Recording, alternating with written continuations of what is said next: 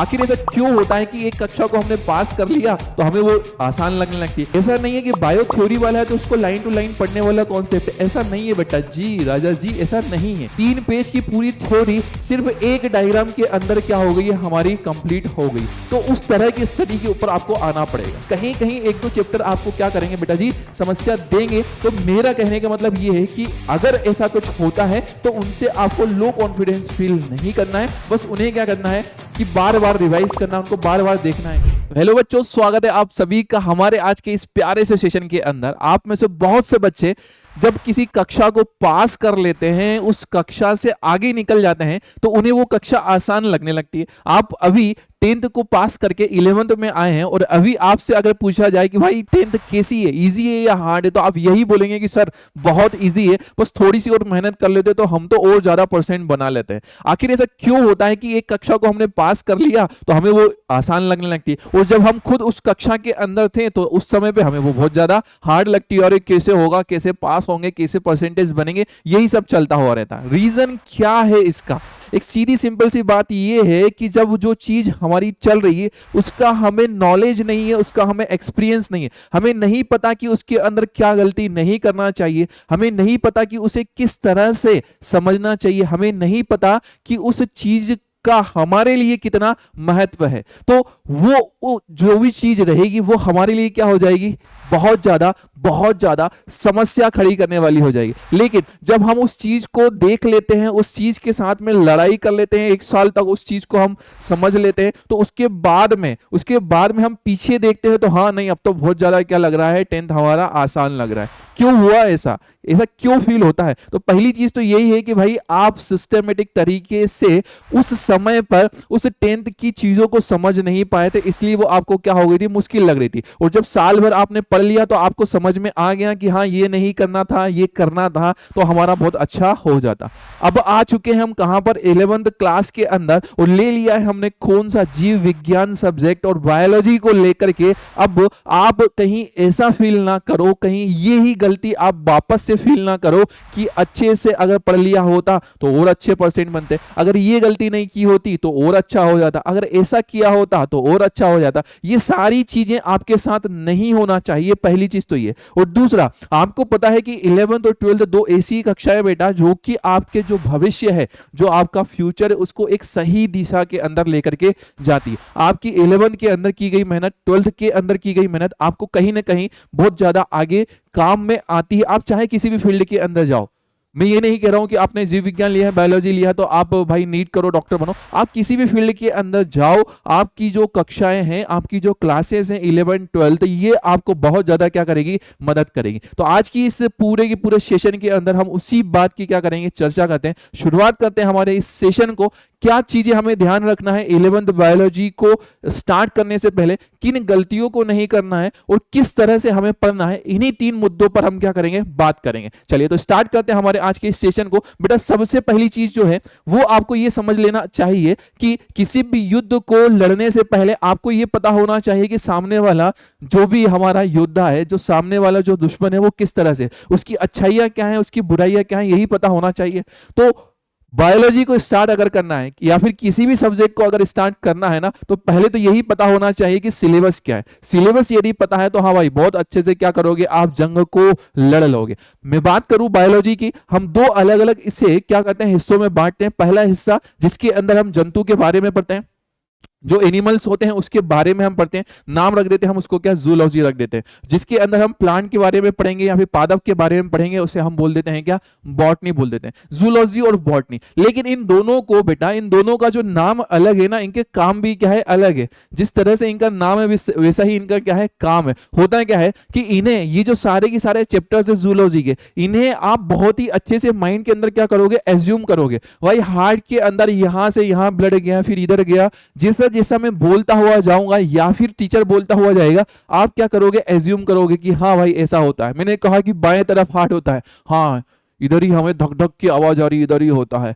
तो आप क्या करते हो, जूलॉजी को एज्यूम करने लगते हो। जो चीज आपके लिए, आपके मस्तिष्क के लिए एज्यूम करने लायक होती है, वो आपका माइंड बहुत जल्दी से क्या करने लगता है, उसे याद रखने लगता है। तो पहली चीज तो ये है कि जूलॉजी में आपको फायदा मिलेगा ये कि आप बहुत अच्छे से एज्यूम कर पाओगे, और जब एज्यूम कर पाओगे तो भाई आपको समझने में भी बहुत आसानी होगी, याद करने में भी क्या होगी, आसानी, और याद रखने में भी क्या होगी, आसानी होगी। तो जूलॉजी का अपना एक बहुत बड़ा क्या होता है, फायदा होता है। दूसरी हम बात कर लें किसकी, बॉटनी की। बॉटनी में बस थोड़ी सी प्रॉब्लम आती है, कुछ टॉपिक्स ऐसे आ जाते हैं जहां पर हमारा जो मस्तिष्क है, माइंड है, वो एज्यूम नहीं कर पाता। कहीं कहीं पर तो बहुत अच्छा एज्यूम करेगा कि हाँ हाँ हाँ ऐसा ऐसा हो रहा है, लेकिन कहीं कहीं पर एज्यूम नहीं कर पाएगा, और जहां एज्यूम नहीं कर पाएगा वहां पर आपको क्या आने लगेगी, दिक्कत आने लगी। मेरा ये चीजों को बताने का सीधा सिंपल सा मतलब ये है कि इस पूरे हमारे सिलेबस के अंदर कहीं ना कहीं कुछ चीजें ऐसी आएंगी जो आपको थोड़ी सी दिक्कत देंगी, थोड़े से ज्यादा भी दिक्कत दे सकती है। तो आप उस चीज को ये सोच समझ लेना कि हाँ सर ने तो हमें पहले ही बता दिया था कि हाँ कहीं कहीं पर क्या आएगी, दिक्कत आ सकती है हमें इन चैप्टर्स के अंदर, ठीक है। ये लो कॉन्फिडेंस नहीं हो जाना कि अरे यार आ ही नहीं रहा, बायो तो हार्ड है तो ऐसा वैसा नहीं, ये सब नहीं सोचना है भाई। कुछ चैप्टर्स होते ही ऐसे, ठीक है, वो पराये हैं, वो अपने नहीं है, और जो अपने नहीं है वो अपनों वाला फील नहीं दे सकते। तो वो जो पराये हैं ना, उन्हें क्या करना है, अपना बनाना है, उनसे फील लेना है अपनों वाला।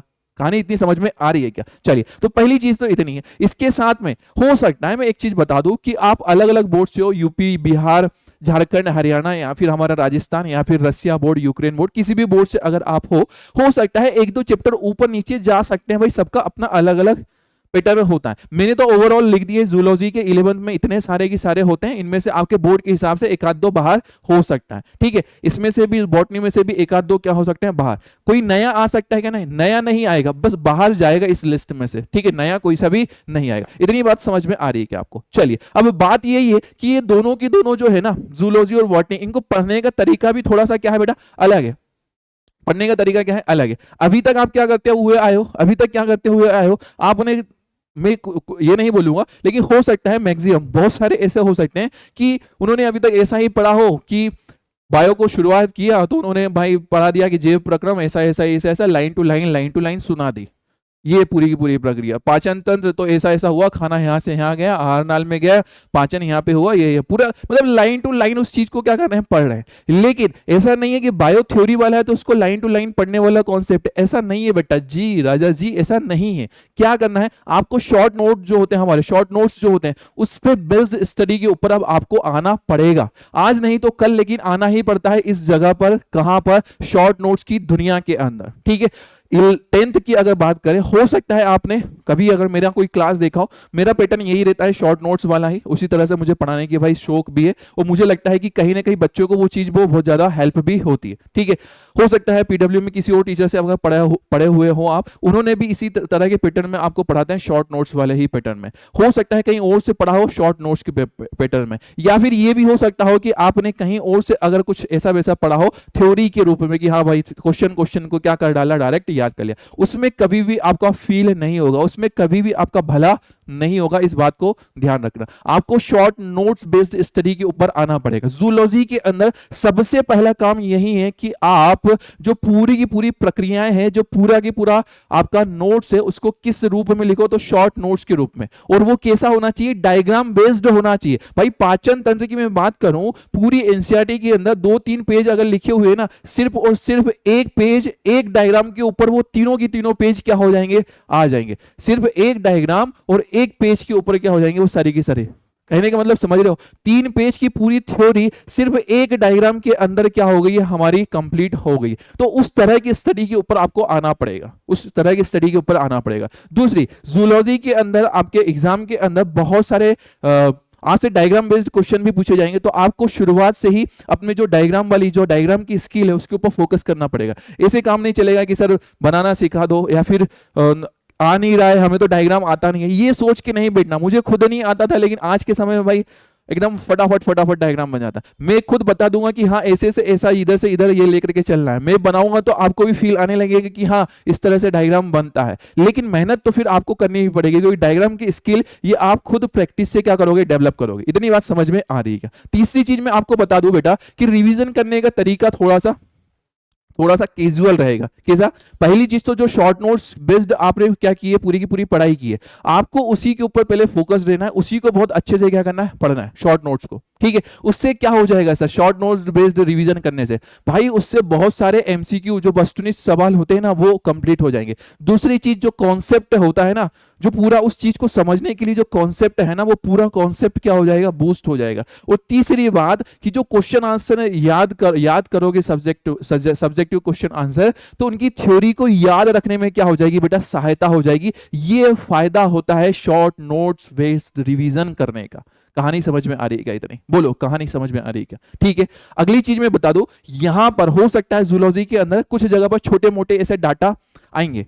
ठीक है, कि भाई ये फलाना फलाना इतना इतना होता है, जैसे प्रतिदिन इतना यूरिन का निर्माण होता है, या फिर इतना प्रतिदिन क्या होता है, ग्लोमेरुलस निस्यंद का निर्माण होता है। ये नाम सुनोगे अभी 11 के अंदर। तो वो डाटा ऐसे होते हैं जो हो सकता है कि आप भूल जाओगे, उसको कभी ना कभी हो सकता है भूल सकते हो, उन्हें रिवाइज करने की जरूरत होती है। तो उन्हें क्या करना, स्टार्टिंग में ही अपनी जूलॉजी की काफी है, उसके पीछे क्या करना, स्टार्टिंग से ही लिखते हुए जाना, आपको बहुत ज्यादा क्या रहेगा, उससे हेल्प रहेगी। लास्ट में तो पूरे एक साथ क्या हो जाएंगे, लिखा जाएंगे आखिरी समय में, तो आपको सबको एक साथ पढ़ने में, रिवाइज करने में क्या हो जाएगी, मदद हो जाएगी। एक आधा भी दो एक भी अगर एमसीक्यू अगर आ गए उस डाटा से, और मान लो कि वो डाटा इतने सारे थे कि भाई आपने अलग से नहीं लिखे, तो क्या हो जाएगा, दिमाग से निकल जाएगा, कहीं ना कहीं क्या कर सकते हो, गलती कर सकते हो। इसलिए सबको एक जगह लिख लेना, पहली चीज तो ये। दूसरी चीज, दूसरा तरीका क्या करना है हमें, क्वेश्चन आंसर बेस्ड हमें क्या करना है, रिवीजन करना है। इसमें किस तरह से करेंगे, पहली चीज तो क्या कर लेना, जो प्रीवियस ईयर क्वेश्चन देख लेना, किसी भी बोर्ड से हो, राजस्थान बोर्ड से हो तो ठीक है, राजस्थान के पुराने कुछ वर्षों के क्या कर लेना, पेपर देख लेना। हरियाणा से हो, हरियाणा बोर्ड के पेपर देख लेना। भैया राजस्थान से हो, राजस्थान बोर्ड के क्या कर लेना, पेपर देखना। नहीं तो भाई आपकी स्कूल के अंदर जो हाफ ईयरली हो रहा, क्वार्टरली हो रहा, उसके पेपर्स को भी क्या करना, देखते हुए चलना। वो क्या होगा, आपका वो जो पूरी की पूरे जो क्वेश्चन बेस्ड प्रैक्टिस रहेगी, वो आपकी PYQ पर रहेगी। ठीक है, पुराने वर्षों के प्रश्न पत्रों के आधार पर रहेगी। और दूसरी चीज, हर एक स्टेट के अंदर ये चलता है कि भाई कुछ स्पेशल तरह की क्या आ रही है, प्रश्न बैंक आ रही है, वो आती है एग्जाम के समय पर ही आती है वैसे ज्यादातर अगर देखा जाए तो। ठीक है, और उसके अंदर से सिर्फ आपको क्या देखना है बेटा, प्रश्न ही देखना है, उसके उत्तर नहीं देखना। उसके उत्तर कोई काम के नहीं है, एकदम छोटे छोटे से लिखे हुए रहते हैं, या तो बहुत बड़ा लिखा हुआ रहेगा या बहुत छोटा लिखा हुआ रहेगा, वो आपका सिस्टमेटिक काम का नहीं होता। अपने टीचर के नोट्स पे, अपने टीचर के क्वेश्चन आंसर पे क्या करना है, फुल भरोसा करते हुए चलना। इतनी बात को क्या करना है, ध्यान रखना है जूलॉजी में, और कुछ करने की एक्स्ट्रा जरूरत नहीं है। ठीक है, ये स्ट्रेटेजी सिर्फ पास होने की नहीं है मेरे लाल, ये स्ट्रेटेजी तुम्हारी 95 मार्क्स से ऊपर की स्ट्रेटेजी है। ठीक है, इतनी चीज समझ में आ रही होगी आपको। चलिए सर दूसरी बात कर दो, हमारा बॉटनी वाला प्रॉब्लम समझा दो। बॉटनी के अंदर भी ज्यादा डिटेल की अगर मैं बात करूं तो पहला काम तो यही करना है कि शॉर्ट नोट्स के ऊपर फोकस करना है। डायग्राम्स इसके अंदर कम ही होते हैं, लेकिन फिर भी जितने भी डायग्राम्स आएंगे उनके ऊपर ध्यान रखना। तीसरी चीज, बॉटनी के अंदर बहुत सारी साइकिल्स आएंगे, चक्र आएंगे। ठीक है, ग्लाइकोलाइसिस साइकिल आएगा, क्रेब्स साइकिल आएगा। ठीक है, C3 आ गया, C4 आ गया, हमारे अलग अलग साइकिल्स हमारे पास में आ गए। तो ये जो साइकिल्स है ना, इन्हें क्या करना भाई, स्पेशली आपको ध्यान रखना। या तो अपनी कॉपी जो बॉटनी वाली है उसके पीछे इन्हें क्या कर लेना, नोट डाउन कर लेना, ताकि भाई चलते फिरते उन्हें क्या कर सको, आप रिवाइज कर सको, देख सकते हो। पहली चीज तो ये कर लेना। और इसके अलावा एक चीज ध्यान रखना कि इसके अंदर आएंगे बहुत सारे एग्जाम्पल। ब्रायोफाइटा के एग्जाम्पल भैया मार्कनशिया, रेक्सेंशिया, बहुत सारे आ गए। ठीक है, शैवाल के बहुत सारे उदाहरण आ गए। ठीक है, शैवाल के आ गए, टेरिडोफाइटा के उदाहरण आ गए। ठीक है, एंजियोस्पर्म के आ गए, उन्हें का एक लिंगी पुष्प के उदाहरण आ गए। तो उदाहरण क्या करना, एक ही पेज पे लिखते हुए चलना। एक लिंगी पुष्प सीधे सीधे पौधों का नाम, द्विलिंगी पुष्प पौधों का नाम, भैया शैवाल ये लो नाम, ये लो भैया ब्रायोफाइटा, ये लो ब्रायोफाइटा के नाम। सारे उदाहरण क्या हो जाएंगे, एक ही जगह पर आपको मिल जाएंगे, एक ही जगह पर देखने को मिल जाएंगे। क्या होगा सर इससे, भाई जो एमसीक्यू है उदाहरण पे बेस्ड जो आपके परीक्षा में आएंगे, वो आप बहुत जल्दी क्या कर दोगे, सॉल्व कर दोगे। उसमें जो गलत होने के चांसेस है वो क्या हो जाएंगे, खत्म हो जाएंगे। इस बात को ध्यान रखना। और जो दूसरी मैं आपको एक महत्वपूर्ण बात बता चुका हूं कि बॉटनी के अंदर, जूलॉजी के अंदर तो वैसे मुश्किल से हो सकता है एक आधे चैप्टर्स में थोड़ी बहुत दिक्कत आए तो आए, लेकिन बॉटनी के अंदर एक चीज ध्यान रखना कि 2-3 चैप्टर्स ऐसे रहेंगे, हो सकता है आपको नहीं परेशान करें, आप ब्रिलियंट स्टूडेंट हैं, नहीं परेशान करें, लेकिन ध्यान रखना कि ज्यादातर 2-3 चैप्टर्स क्या करेंगे, थोड़ी बहुत समस्या देंगे, बाकी के जो जूलॉजी वगैरह बहुत जल्दी से भाई रिवाइज भी हो रहे हैं, बहुत जल्दी से समझ भी आ रहा है। यहां पे थोड़ा सा क्या आएगा, थोड़ा सा जो आपका ग्राफ है वो कहां जाएगा, नीचे जाएगा। तो टेंशन नहीं लेना, लो कॉन्फिडेंस फील नहीं करना, टेंशन नहीं लेना। ये नहीं बोलो ना अरे bio hard bio hard bio hard, अरे बायो हार्ड नहीं है, वो एक दो चीज होती हैं जो पढ़ाई होती हैं, उन्हें अपना बनाना है भाई। अपना कैसे बनेंगे, रोज उनके हालचाल लो, hi hello how are you, रोज पूछो उनसे जाकर के। कहानी समझ में आ रही है क्या? कहने का मतलब ये कि उनका क्या कर लो, रिवीजन कर लो भाई अच्छे से। उनके लिए अलग से उसका पूरा चैप्टर की बुक्स को क्या कर लो, उस चैप्टर के जितने भी पेजेस हैं उनको क्या कर लो, पढ़ लो। जूलॉजी में तो पढ़ने की जरूरत ही नहीं रहेगी, पढ़ाई ऐसा जाएगा, पढ़ाई ऐसा जाता है कि भाई पूरा डायग्राम में ही पूरा की पूरा एनसीईआरटी अपनी कवर हो जाती है। लेकिन यहां पर पढ़ाएगा तो वैसे भी इसमें भी वही सेम टू सेम रहेगा, लेकिन ध्यान रखना कि इसमें आपको खुद से भी एक एक बार रीड मारना पड़ेगा, मारना पड़ेगा। कहानी इतनी समझ में आ रही है क्या? बोलो भाई। ठीक है, तो क्या करना है हमको कि जो पराये हैं ना, जो पराये हैं उन्हें क्या करना है, अपनों में बदल लेना है। ठीक है, परायों को अपनों के अंदर क्या कर लेना, बदल लेना है, और उन परायों से डरना नहीं है। ठीक है, 2-3 अगर कोई भी प्रॉब्लम अगर आई तो उसमें डरना नहीं। तो इस चीज को क्या करना, ध्यान रखना। अब ऐसा नहीं है कि भाई सभी को जूलॉजी एकदम मजे ही मजे हलवा हलवा हो जाएगा, ऐसा कुछ नहीं है। यहाँ भी सबके लिए हो सकता है बॉटनी हार्ड हार्ड, ऐसा कुछ नहीं है। कहीं कहीं 1-2 चैप्टर आपको क्या करेंगे बेटा जी, समस्या देंगे। तो मेरा कहने का मतलब ये है कि अगर ऐसा कुछ होता है तो उनसे आपको लो कॉन्फिडेंस फील नहीं करना है, बस उन्हें क्या करना है कि बार बार रिवाइज करना, उनको बार बार देखना है कि आओ तुम्हें पराये हो ना, तुम्हें अपना ही क्या करेंगे, बनाएंगे। कहानी इतनी समझ में आ गई। चलिए, तो ये सारी की सारी चीजों को बहुत अच्छे से क्या करना है, आपको ध्यान रखना है, सारी की सारी चीजों को बहुत अच्छे से ध्यान रखना है, और इन्हीं चीजों के ऊपर आप काम करना, हमें क्या करना है, स्टार्ट करना। अभी स्टार्टिंग का समय, स्टार्टिंग से इन चीजों के ऊपर क्या करोगे, वर्क करोगे, इसी तरह से क्या करोगे, पढ़ाई करोगे, बहुत ज्यादा क्या रहेगी, आपको इजी रहेगी। और ये सिर्फ इजी वाली बात नहीं है, ये सिर्फ नंबर लाने वाली बात नहीं है, आपका पूरा जो कॉन्सेप्ट है, आपका पूरा बायोलॉजी को देखने का नजरिया है, वो बहुत ज्यादा क्या हो जाएगा बेटा, क्लियर हो जाएगा। ठीक है, और हमारा जो मस्तिष्क है, वो जो आपका माइंड है, वो भी कुछ एक्स्ट्रा थिंकिंग करने लगेगा। हो सकता है कि अभी तक आपने इस तरह से नहीं पढ़ा हो सकता है आपने शॉर्ट नोट्स बेस्ड स्टडी नहीं की हो, शुरू शुरू में दिक्कत हो सकती है, लेकिन जैसे जैसे आप आगे बढ़ते हुए जाओगे, आपको बहुत ज्यादा क्या होगा, फायदा होगा। तो ठीक है, यहां तक हमारी सारी की सारी बातें क्या हो रही है, पूर्ण हो रही है। ठीक है, ज्यादा समय आपका खराब नहीं किया जाएगा, ध्यान रखिएगा अपना। इसी तरह से या फिर अच्छे तरीके से क्या कीजिएगा, पढ़ाई कीजिएगा। ध्यान रखिएगा, कुछ भी रहेगी सर ऐसा वैसा है तो जरूर बताइएगा, और सेशन कैसा लगा मुझे कमेंट में जरूर बताइएगा। Thank you so much, thank you so much बेटा। अच्छे से पढ़िएगा, अपना अपने घर वालों का नाम रोशन कीजिएगा। Bye bye, take care.